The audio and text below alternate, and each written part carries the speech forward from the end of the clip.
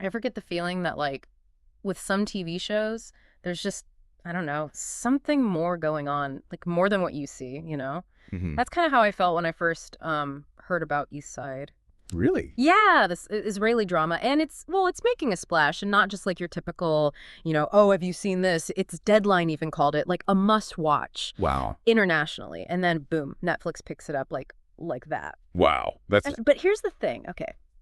This show, it's set against this backdrop of East Jerusalem, right? okay. So we're not just talking about a location, right? No. This is a place that's, well, it's intense. History, tension, cultures, all kind like colliding. Right, right. And right in the thick of it is Mumi. He's our main character. A real estate developer. And well, let's just say his business dealings, they're Sorry. a little less than kosher. You might recognize the actor Yehuda Levi from a few other Yeah. popular Israeli shows. Yeah, man. But thankfully, we have this interview with Yossi Madmoni. He's the show's co-creator, and he gets into all the behind-the-scenes stuff. Oh, cool. Where'd you, This Israeli financial paper, Calculus. oh, interesting. It's a gold mine. So what really struck me, at least from the get-go, was how East Jerusalem, it's not just a backdrop. It's practically a character itself. You know, that's what I was thinking. Right. The way it's used, it's like, it's alive. Yeah. You know? Like the history, the different people, it all just adds this depth. Absolutely. And guess what? Madmoni has this really personal connection to that area, Oh, really? like deep roots. His family's history is in Silwan, one of the oldest neighborhoods in Jerusalem. Wow. His father was actually born there. Wow, that's incredible. No wonder it feels so real then. Exactly. You can just tell. Yeah. And they didn't shy away from anything. Like the dialogue, it's all in Hebrew and Arabic, like you'd actually hear on the streets. Wow. That's a great touch. Yeah, and the pacing is incredible. It's like that And- American style, fast, gripping. You're hooked from the very first scene. See, that's what gets me. It's this really local story, specific place, but the themes, they're universal. You've got the family drama, tough choices, the lengths we go to for the people we love. Anyone, anywhere can relate to that. Totally. And speaking of family, Mumi's story, his daughter has autism, and they actually cast an actress who's on the spectrum, Oh, wow, that's, Gofen Kemener. yeah. I've heard of her. She's amazing. That's incredible. It's fantastic, such authenticity. And you see Mumi, how much he loves his daughter, and how he's just like fighting for her future. Oh, I bet that's got to be both heartbreaking and inspiring at the same time, like rooting for him. Yeah, absolutely. But at the same time, you see his fear pushing him to make these choices, these really tough choices. Morally ambiguous, maybe? Exactly. Yeah. And that's what's so compelling about the show. It makes you think, is he a good guy making, bad choices, or is there more to it? It's like that line gets blurred. You know? Oh, totally. And speaking of blurred lines, Madmoni isn't shying away from the political climate either. Oh, interesting. How so? It's subtle, but you see it. The discussions about the proposed laws, like the attire at the Western Wall, or the whole debate about public broadcasting in Israel. Right. It's all there, kind of woven into the narrative. It's like he's reflecting what's happening, but not hitting you over the head with it. Exactly, like holding up a mirror. And what's really interesting is that this ties back to Madmoni's own, anxieties about the future of Israeli art and culture. It's like, this isn't just a story he's telling, it's personal. It's real. Wow.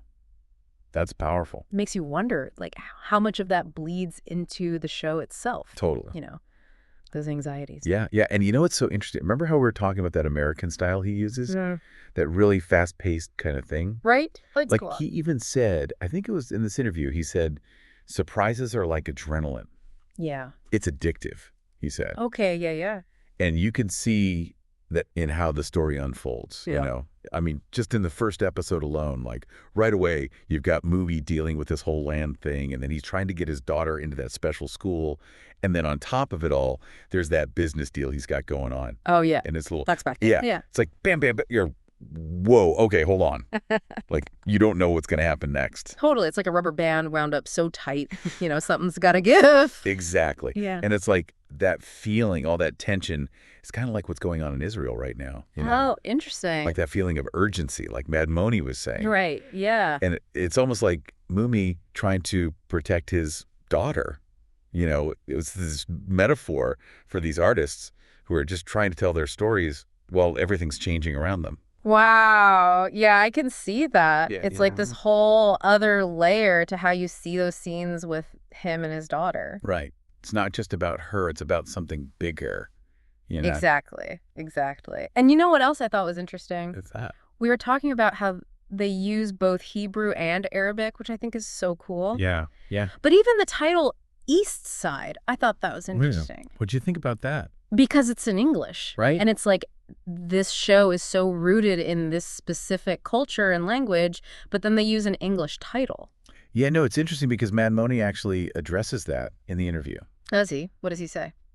He was saying that, like, in Jerusalem, English is kind of this common language, you know? Huh. Yeah, that makes sense. It's how everyone, even with different backgrounds, can understand each other. Right. So it's like this reminder that all these different people and perspectives are coming together. That's really cool. I didn't know that. Yeah. And speaking of coming together, we got to talk about Yehuda Levi as Mumi. Oh. I mean, come on. He's great. Madmoni even called him the Israeli Brad Pitt. He did, didn't he? Yeah. I mean, he's got that charisma. Yeah. And according to Madmoni, they needed somebody like that for the show. Because there's a lot riding on him. Right. 500 minutes of screen time. It's a lot of Mumi. It's a lot of Mumi. That's wild. But it just goes to show, like, they believed in him, you know? They knew he could pull it off. Totally, totally. And remember, he was already working on something else at the same time. Oh, that's right. He was juggling 2 huge projects. Can you imagine? Oh my gosh, the scheduling. I know, right? But it makes you wonder if that's part of why Netflix picked it up. You know? Having someone recognizable, Oh, for sure, for sure. like international appeal. Yeah, yeah. But at the same time, they're looking for those authentic stories, too. You know, so it's this balance. Right. Like, how do you keep it real, but also make it something that everyone wants to watch? Exactly. And I think that's something Madmoni's really thinking about, especially with everything he was saying about public broadcasting in Israel. Yeah. Yeah, totally. Because he even mentioned writing for American shows, which is interesting. Wow, really? Yeah, like he's thinking about what's next, you know, what yeah. happens if things change. Right. It's almost like he's trying to figure out where he fits in if things keep going the way they are. It's like he's thinking ahead, you know? Yeah, totally. What if... Creating a backup plan. Yeah, just yeah, in case. exactly. Yeah, Right, because what happens if things get, you know, even more uncertain? Exactly, and that's got to be scary for artists, you know? Well, for sure. Like, do you stay and fight for your art, your voice? Right. Or do you got to go somewhere else where it feels safer? It's a tough question, and it's something that we're seeing more and more. All over, yeah. Not just in Israel, but like globally. It's like this tension, right? Yeah, yeah. Between your roots, your home, and then also being able to just like create. It's that balance again. Yeah, exactly. And what's so wild is that East Side, it's this little microcosm of all of that, you know?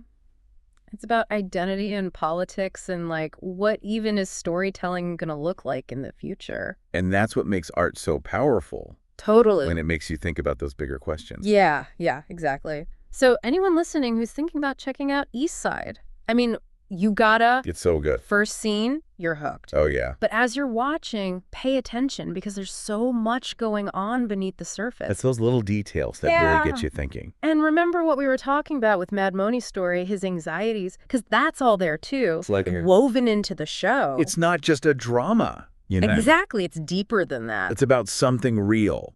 So it kind of makes you wonder, like, when we watch something, anything, how much does knowing the creator's story change how we see it? Right. Like, does it give it more meaning? Right. Or can you even separate the two, the art from the artist? That's the question, isn't it? It really is. And it's something to think about, not just with East Side, but with everything, I think. Yeah. With everything we watch, we read, we listen to. It changes how we see things. It does. Well, on that note, that's our deep dive on East Side. Definitely check it out. If you haven't already, you won't be disappointed. No, you won't be disappointed. It's so good.